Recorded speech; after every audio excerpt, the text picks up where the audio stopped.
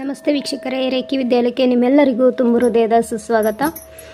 ಕ್ಷಮಿಸಿ, ನನಗೆ ಆರೋಗ್ಯ ಸರಿ ಇರಲಿಲ್ಲ, ಜ್ವರ ಶೀತ ಕೆಮ್ಮಿತ್ತು. ಆ ಕಾರಣದಿಂದ ನಾನು ವಿಡಿಯೋನ ಮಾಡಿಲ್ಲ. ನಿಮ್ಮೆಲ್ಲರಿಗೂ ನಿಮ್ಮ ಲೈಫಲ್ಲಿ ಸ್ಪಿರಿಚುಯಾಲಿಟಿಯಲ್ಲಿ ಯಾವ ರೀತಿಯ ಚೇಂಜಸ್ ಬರ್ತಾ ಇದೆ ಅನ್ನೋದನ್ನು ಈ ವಿಡಿಯೋ ಥ್ರೂ ನಿಮಗೆ ಗೈಡೆನ್ಸ್ ಸಿಗ್ತಾ ಇದೆ ಯೂನಿವರ್ಸಿಂದ. ಓಕೆ, ಇದು ಏನು ಪಿಕ್ ಕಾರ್ಡ್ ರೀಡಿಂಗ್ ಏನಿಲ್ಲ, ನಾರ್ಮಲಾಗಿ ಯಾರಿಗೆಲ್ಲ ಇದು ರೆಸೊನೇಟ್ ಆಗಬೇಕಂತಿರತ್ತೋ ಸೊ ಅವರು ಈ ವಿಡಿಯೋನ ನೋಡ್ತಾರೆ. ಅಂದರೆ ನಿಮಗೆ ಇದು ರೆಸೊನೇಟ್ ಆಗಲೇಬೇಕು ಅಂತ ಇದ್ದರೆ, ಆ ಎನರ್ಜೀಸ್ ನಿಮಗೆ ಹೊಂದಲೇಬೇಕು ಅಂತ ಇದ್ದರೆ ಯೂನಿವರ್ಸ್ ಈ ವಿಡಿಯೋನ ನಿಮ್ಮ ಕಣ್ಣ ಮುಂದೆ ತಂದಿರ್ತಾರೆ. ಈ ವಿಡಿಯೋನ ಕಂಪ್ಲೀಟಾಗಿ ನೋಡಿ. ಓಕೆ, ಯಾವ ರೀತಿಯ ಸ್ಪಿರಿಚುವಲ್ ಜರ್ನಿ ಸ್ಟಾರ್ಟ್ ಮಾಡ್ತಾ ಇದ್ದೀರಾ ಅಥವಾ ಸ್ಪಿರಿಚುವಲ್ ಜರ್ನಿ ನೀವು ಸ್ಟಾರ್ಟ್ ಮಾಡಿದರೆ ನಿಮ್ಮ ಲೈಫಲ್ಲಿ ಯಾವ ರೀತಿ ಚೇಂಜಸ್ ಬರ್ತಾ ಇದೆ, ಏನೆಲ್ಲ ಚಾಲೆಂಜಸ್ ಬರ್ತಾ ಇದೆ, ಯೂನಿವರ್ಸಿಂದ ಏಂಜಲ್ಸಿಂದ ಗೈಡೆನ್ಸ್ ಏನು ಅನ್ನೋದು ಈ ವಿಡಿಯೋ ಥ್ರೂ ನಿಮಗೆ ಗೊತ್ತಾಗುತ್ತೆ. ಓಕೆ, ಅದರ ಜೊತೆಗೆ ಲಾಸ್ಟಲ್ಲಿ ಒಂದು ಏಂಜಲ್ ಅಫರ್ಮೇಷನ್ ಕೂಡ ತಿಳಿಸ್ಕೊಡ್ತೀನಿ.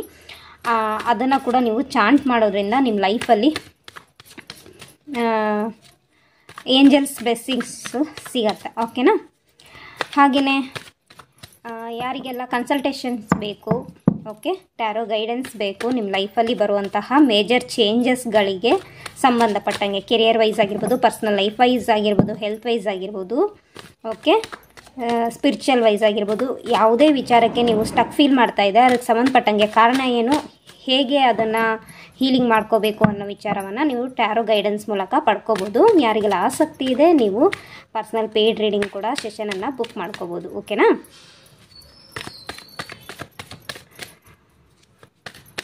ಸೊ ನೆಕ್ಸ್ಟ್, ನಿಮ್ಮ ಲೈಫಲ್ಲಿ ಸ್ಪಿರಿಚುವಲ್ ಜರ್ನಿಯಲ್ಲಿ ಯಾವ ರೀತಿಯ ಚೇಂಜಸ್ ಬರ್ತಾ ಇದೆ, ಯಾವ ರೀತಿಯ ಚೇಂಜಸ್ ಕಾಣ್ತಾ ಇದೆ, ಗೈಡೆನ್ಸ್ ಏನು ಯೂನಿವರ್ಸಿಂದ, ನೀವು ಏನು ಮಾಡಬೇಕು ಅನ್ನೋದನ್ನು, ಓಕೆ,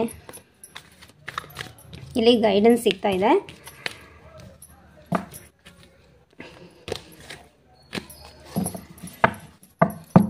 ಈ ಗೈಡೆನ್ಸನ್ನು ಕ್ಲೈಮ್ ಮಾಡ್ಕೊಳ್ಳಿ. ಓಕೆ, ಕಮೆಂಟ್ ಸೆಕ್ಷನಲ್ಲಿ ಗ್ರ್ಯಾಟಿಟ್ಯೂಡ್ ಫೀಲ್ ಮಾಡಿ.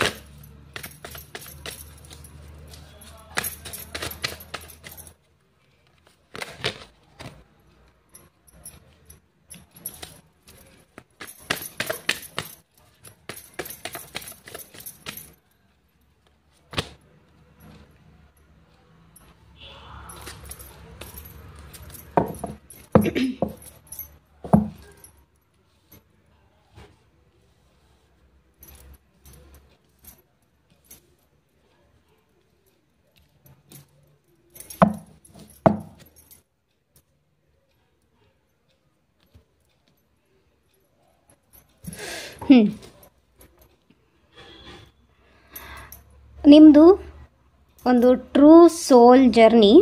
ಓಕೆ, ನೀವೊಂದು ಬೇರೆ ಪ್ಲ್ಯಾನೆಟಿಂದ ಬಂದಿರತಕ್ಕಂತಹ ಸೋಲ್ ನಿಮ್ಮದು. ಓಕೆನಾ? ಅಂದರೆ ಭೂಮಿ ಮೇಲೆ ನೀವು ಒಂದು ಪ್ರೇಮ ಜೀವನವನ್ನು ಹೇಗೆ ಜೀವಿಸೋದು, ಓಕೆ, ಮತ್ತು ನೀವು ಹೆಚ್ಚಾಗಿ ಕೆಲವೊಂದು ಸ್ಪೆಷಲಿ ಪ್ರೇಮ ಜೀವನ ಅಂದ್ರೇನು, ಓಕೆ, ಈ ಒಂದು ಲಸ್ಟಿಂಗ್ ಎನರ್ಜಿಲಿ ಇರೋವಂಥ ಎನರ್ಜಿ ಇವುಗಳನ್ನು ತಿಳಿಸೋಕ್ಕೆ ಬಂದಿರತಕ್ಕಂತಹ ವ್ಯಕ್ತಿ ನೀವು ಅನ್ನಿಸ್ತಾ ಇದೆ. ಅಂದರೆ ನಿಮ್ಮ ಒಂದು ಸ್ಪಿರಿಚುವಲ್ ಜರ್ನಿ ಇದೇನಿದೆ, ಅಂದರೆ ಒಂದು ಸೋಲ್ ಪರ್ಪಸ್ ಆಗಿರ್ಬೋದು, ನೀವು ನಿಮ್ಮ ಪಾರ್ಟ್ನರ್ ಜೊತೆಗೆ ಒಂದು ಟ್ವಿನ್ ಫ್ಲೇಮ್ ಜರ್ನಿಲಾಗಿರ್ಬೋದು ಅಥವಾ ಸೋಲ್ಮೇಟ್ ಜರ್ನಿಲಿ ಇದ್ಬಿಟ್ಟು ನೀವು ಒಂದು ಪ್ರೇಮ ಜೀವನ, ಒಬ್ಬ ವ್ಯಕ್ತಿ ಮತ್ತು ವ್ಯಕ್ತಿಯ ನಡುವೆ ಇರುವಂತಹ ಪ್ರೇಮ ಜೀವನ ಹೇಗಿರಬೇಕು ಅನ್ನೋದನ್ನು ತಿಳಿಸ್ಕೊಡೋಕ್ಕಾಗಿ ಹುಟ್ಟಿರ್ತಕ್ಕಂತಹ ವ್ಯಕ್ತಿ. ಮೇ ಬಿ ನಿಮ್ಮ ಹತ್ರ ಹೆಚ್ಚು ಜನ ಕನ್ಸಲ್ಟೆಂಟ್ಗೆ ಬರ್ಬೋದು, ಅಂದರೆ ನೀವು ಕೌನ್ಸಿಲರ್ ಆಗಿರಬಹುದು. ಸ್ಪೆಷಲಿ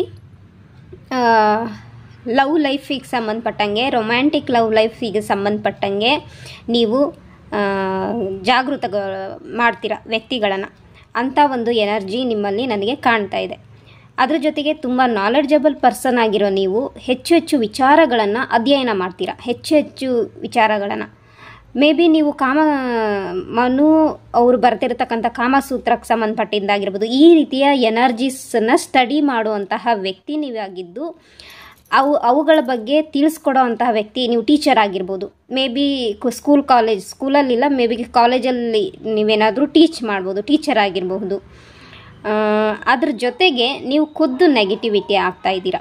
ಓಕೆ, ನಿಮಗೆ ಯೂನಿವರ್ಸ್ಗೆ ಏನು ಹೇಳೋಕ್ಕೆ ಕಳಿಸ್ಯಾರ ಅಂದರೆ, ನೀವು ಶುದ್ಧವಾದ ಪ್ರೀತಿ ಪ್ರೇಮ ಅಂದ್ರೇನು, ಓಕೆ, ಅದು ರೊಮ್ಯಾಂಟಿಕ್ ಲವ್ ಲೈಫ್ ಮೇಯ್ನ್ ಆಗಿದ್ದರೂ ಕೂಡ ತಂದೆ ತಾಯಿಗಳ ಜೊತೆಗೆ ಸಾಮರಸ್ಯ ಹೇಗಿರಬೇಕು, ಪ್ರೀತಿ ಹೇಗಿರಬೇಕು, ವ್ಯಕ್ತಿಗಳ ನಡುವೆ ಪ್ರೀತಿ ಸಾಮರಸ್ಯ ಹೇಗಿರಬೇಕು ಅನ್ನೋದನ್ನು ತಿಳಿಸ್ಕೊಡೋಕ್ಕಾಗಿಯೇ ಹುಟ್ಟಿರ್ತಕ್ಕಂಥ ವ್ಯಕ್ತಿ ನೀವಾಗಿದ್ದರೂ ಕೂಡ ನೀವು ಅದನ್ನು ಮರೆತು ಬೇರೆ ಕಡೆಗೆ ಸಾಕ್ತಾಯಿದ್ರು. ಕೇವಲ ಪ್ರೇಮ ಜೀವನನ ಕೇವಲ ರೊಮ್ಯಾಂಟಿಕ್ ಲೈಫ್ ಬಗ್ಗೆ ಮಾತ್ರ ತಿಳಿಸ್ಕೊಡೋ ಅಂಥ ವ್ಯವಸ್ಥೆ ಆಗ್ತದೆ. ಇಲ್ಲಿ ನೀವು ಏನು ಕನ್ವೆ ಮಾಡೋಕ್ಕೆ ಹೋಗ್ತಾ ಇದ್ದೀರೋ ಅದು ಕೆಲವರಿಗೆ ಕೇವಲ ಲಸ್ಟಿಂಗ್ ಎನರ್ಜಿ ಫೀಲ್ ಆಗ್ತಾಯಿದೆ, ತುಂಬ ಎಮೋಷ್ನಲ್, ಕೆಲವರು ತುಂಬ ಎಮೋಷ್ನಲ್ ಆಗಿ ಅದನ್ನು ಅಟ್ಯಾಚ್ಮೆಂಟ್ ಮಾಡ್ಕೊಳ್ತಾ ಇದ್ದಾರೆ.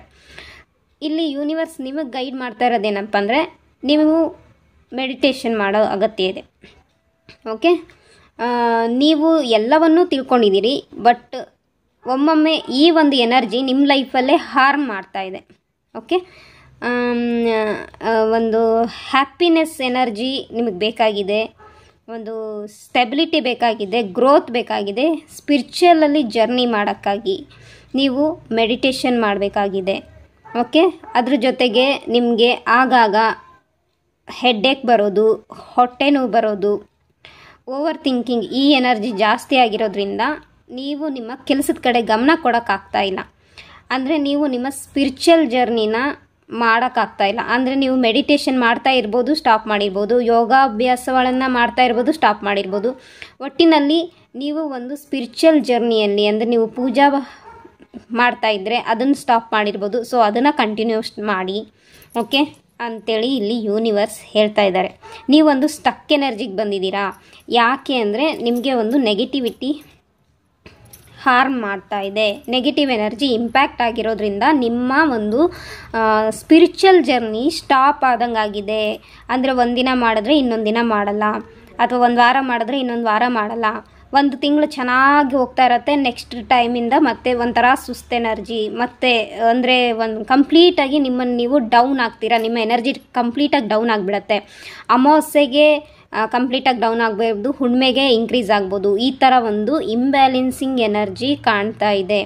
ಆ್ಯಂಡ್ ಇದು ನಿಮ್ಮ ಲೈಫಲ್ಲಿ, ನಿಮ್ಮ ಪರ್ಸ್ನಲ್ ಲೈಫಲ್ಲೂ ಎಫೆಕ್ಟ್ ಆಗಿರೋದ್ರಿಂದಾಗಿ ನೀವು ಸ್ವಲ್ಪ ದ್ವಂದ್ವಕ್ಕೆ ಒಳಗಾಗಿದ್ದೀರಾ.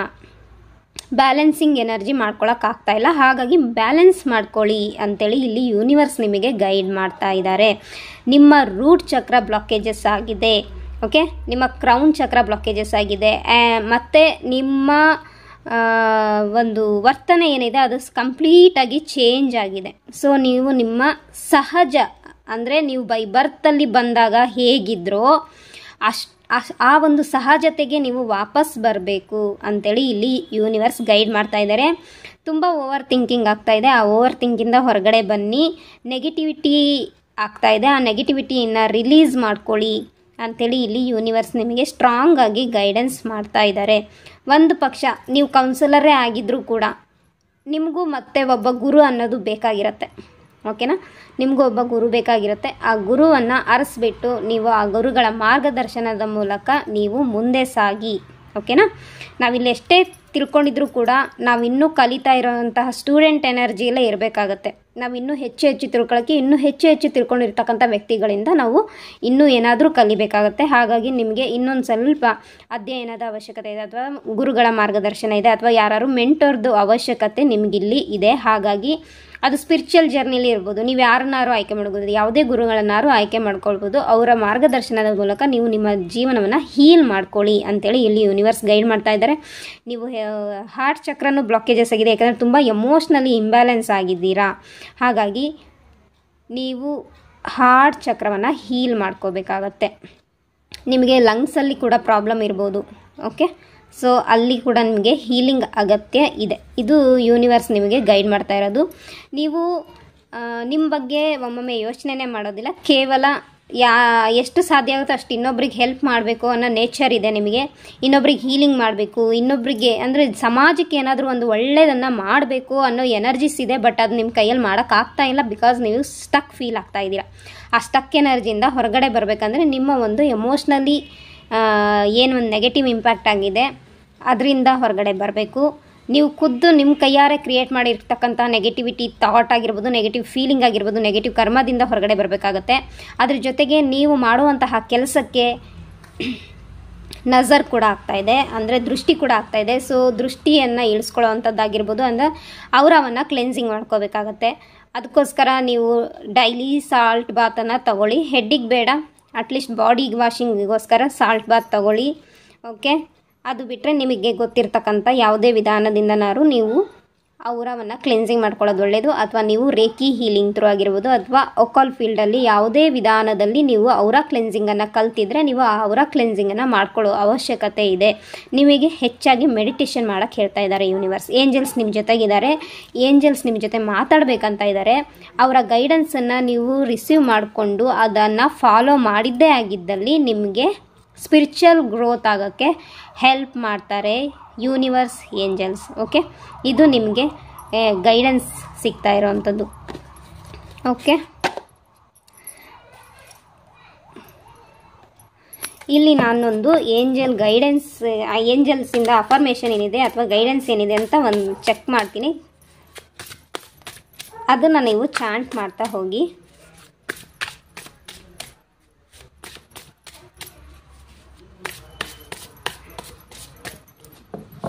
ನಿಮ್ಮ ಮನೆಯಲ್ಲಿರುವಂತಹ ಪುರುಷರಿಂದ ನಿಮಗೆ ಸ್ವಲ್ಪ ಸಮಸ್ಯೆ ಕಾಣಿಸ್ತಾ ಇದೆ, ಅಥವಾ ಅವರಿಗೆ ಹೆಲ್ತ್ ಇಶ್ಯೂಸ್ ಇರೋದ್ರಿಂದ ಅದು ಕೂಡ ನಿಮಗೆ ಒತ್ತಡವನ್ನು ತಂದುಕೊಡ್ತಾ ಇದೆ.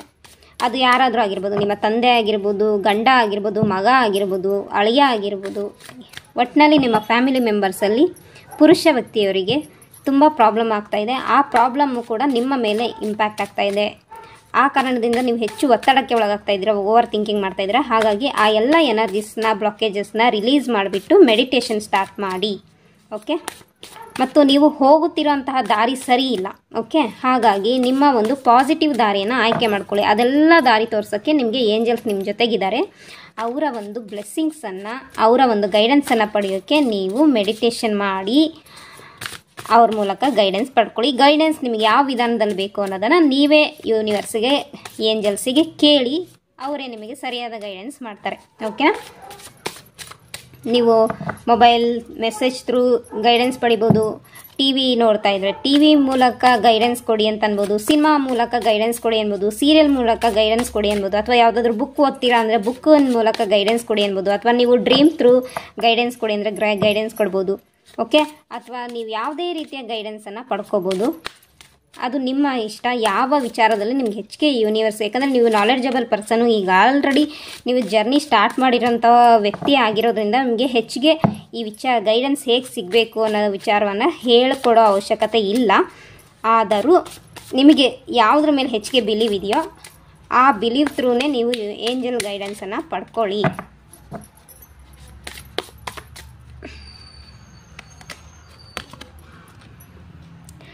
ಲೈಟ್ನೆಸ್. ಎಸ್, ನೋಡಿ, ನೀವು ಇನ್ನೊಬ್ಬರಿಗೆ ಬೆಳಕನ್ನು ತೋರಿಸೋಂಥ ವ್ಯಕ್ತಿ ಆಗಿದ್ರೂ ಕೂಡ ನೀವೇ ನಿಮ್ಮ ಸುತ್ತಲೂ ಡಾರ್ಕ್ನೆಸ್ ಇದೆ, ಆ ಡಾರ್ಕ್ನೆಸ್ಸಿಂದ ಹೊರಗಡೆ ಬರಬೇಕು ಅಂತಲೇ ಇಲ್ಲಿ ಯೂನಿವರ್ಸ್ ಹೇಳ್ತಾ ಇದ್ದಾರೆ. ಇಲ್ಲಿ ನೋಡಿ, ಲೈಟ್ನೆಸ್ ಬೇಕಾಗಿದೆ. I release all heaviness and embrace lightness and freedom. ಇದನ್ನು ನೀವು ಚಾಂಟ್ ಮಾಡ್ತಾ ಹೋಗಿ. ಪ್ರತಿದಿನ 108 ಟೈಮ್ ಇದನ್ನು ಚಾಂಟ್ ಮಾಡ್ಬೋದು. ಈಗ ಮಾಡೋದ್ರಿಂದ ನಿಮಗೆ ಏಂಜಲ್ಸಿಂದ ಬ್ಲೆಸ್ಸಿಂಗ್ ಸಿಗುತ್ತೆ. ಅದ್ರ ಜೊತೆಗೆ ನಿಮ್ಮ ಎಲ್ಲ ಹೆವಿನೆಸ್ಸನ್ನು ರಿಲೀಸ್ ಮಾಡಿ. ಫಸ್ಟಿಗೆ ಬಂದು ಹೇಳಾಗಿದೆ ನಾನು, ನೆಗೆಟಿವಿಟಿ ತುಂಬ ಇದೆ, ಅದನ್ನು ರಿಲೀಸ್ ಮಾಡ್ಕೊಳ್ಳಂತೆ. ಸೊ ಆ ಒಂದು ಹೆವಿನೆಸ್ಸನ್ನು ರಿಲೀಸ್ ಮಾಡ್ಕೊಂಬಿಟ್ಟು ನಿಮ್ಮ ಲೈಫಲ್ಲಿ ಬೆಳಕನ್ನು ತಂದ್ಕೊಳ್ಳೋಕ್ಕೆ, ಆ ಬೆಳಕನ್ನು ರಿಸೀವ್ ಮಾಡ್ಕೊಳ್ಳೋಕ್ಕೆ ರೆಡಿಯಾಗಿ ಎರಡೂ ಕೈಗಳನ್ನು ಅಗಲಿಸಿ ಯೂನಿವರ್ಸ್ ಕೊಡುವಂತಹ ಲೈಟ್ನಿಂಗ್ ಏನಿದೆ ಅದನ್ನು ರಿಸೀವ್ ಮಾಡ್ಕೊಳ್ಳೋಕ್ಕೆ ರೆಡಿಯಾಗಿ ಅಂತೇಳಿ ಇಲ್ಲಿ ಯೂನಿವರ್ಸ್ ನಿಮಗೆ ಗೈಡ್ ಮಾಡ್ತಾ ಇದ್ದಾರೆ. Thank you so much. ವಿಡಿಯೋನ ಕ್ಲೈಮ್ ಮಾಡ್ಕೊಳ್ಳಿ, ಈ ಬ್ಯೂಟಿಫುಲ್ ಎನರ್ಜಿನ ಕ್ಲೈಮ್ ಮಾಡ್ಕೊಳ್ಳಿ. ಕಮೆಂಟ್ ಸೆಕ್ಷನಲ್ಲಿ ಕಮೆಂಟ್ ಮಾಡಿ. 72 ಇದು ತುಂಬ ಇಂಪಾರ್ಟೆಂಟ್ ಇದು ಡೇಸ್ಗಳಾಗಿರ್ಬೋದು. ನಿಮಗೆ 7 ತಾರೀಕು ಇಂಪಾರ್ಟೆಂಟ್ ಆಗಿರ್ಬೋದು, 2ನೇ ತಾರೀಕು ಇಂಪಾರ್ಟೆಂಟ್ ಆಗಿರ್ಬೋದು, 27ನೇ ತಾರೀಕು ಆ ಡೇಟ್ಸ್ಗಳು, ಆ ದಿನಾಂಕಗಳು ನಿಮಗೆ ಇಂಪಾರ್ಟೆಂಟ್ ಆಗಿರೋ ಸಾಧ್ಯತೆ ಇರುತ್ತೆ. ಅದರ ಜೊತೆಗೆ 6-4 ಇಂಪಾರ್ಟೆಂಟ್ ಆಗಿರ್ತದೆ, 9 ಇಂಪಾರ್ಟೆಂಟ್ ಆಗಿರ್ತದೆ, ಓಕೆ, 12 ಇಂಪಾರ್ಟೆಂಟ್ ಆಗಿರ್ತದೆ, 14 ಇದು ನಿಮಗೆ ಇಂಪಾರ್ಟೆಂಟ್ ಆಗಿರುವಂತಹ ಡೇಟ್ಸ್ ಆಗಿರ್ತದೆ. ಓಕೆ, ನಿಮ್ಮನ್ನು ಕಂಪ್ಲೀಟಾಗಿ ಲೈಟ್ ಫೀಲ್ ಮಾಡ್ಕೊಳ್ಳಿ. ಈ ಬ್ಯೂಟಿಫುಲ್ ಎನರ್ಜೀಸ್ನ ರಿಸೀವ್ ಮಾಡ್ಕೊಳ್ಳಿ. ಹಾಗೂ ಕಮೆಂಟ್ ಸೆಕ್ಷನಲ್ಲಿ ಕಮೆಂಟ್ ಮಾಡಿ ಈ ಗೈಡೆನ್ಸ್ ನಿಮಗೆ ಹೆಲ್ಪ್ಫುಲ್ ಆಗಿದೆಯಾ ಅಂತೇಳಿ. ಹಾಗೂ ಹೆಚ್ಚು ಜನರಿಗೆ ಈ ವಿಡಿಯೋನ ಶೇರ್ ಮಾಡಿ ಮತ್ತು ವಿಡಿಯೋನ ಲೈಕ್ ಮಾಡಿ. ನೀವು ವ್ಯೂವರ್ಸ್ ಆಗಿದ್ದರೆ ಸಬ್ಸ್ಕ್ರೈಬರ್ ಆಗಿ. Thank you so much. God bless you all.